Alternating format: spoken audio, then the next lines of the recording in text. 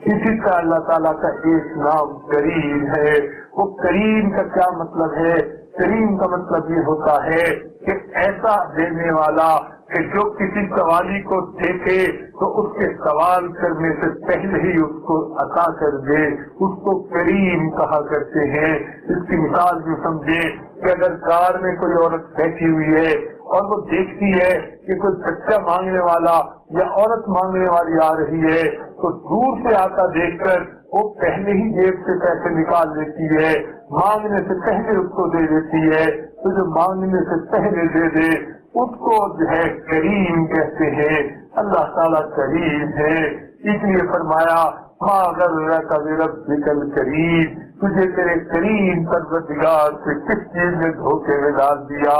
وہ تو پروردگار دیکھ کے خوش ہوتے ہیں، ساری دنیا کو دیکھو لے کے خوش ہوتی ہے.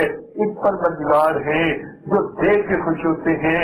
اس کے دینے کی حالت تو یہ ہے کہ اگر کوئی بندہ اس سے ایک دفعہ مانگے وہ دیتے ہیں، 2 دفعہ مانگے دیتے ہیں، 3 دفعہ مانگے دیتے ہیں، صبح مانگے دیتے ہیں، رات مانگے دیتے ہیں.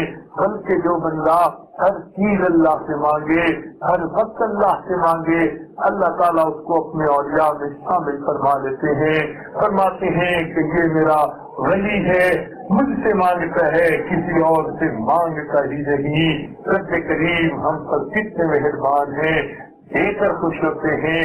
سبحان اللہ، اللہ تعالیٰ دے کر خوش ہوتے ہیں اس لیے کہ وہ کریم ہے.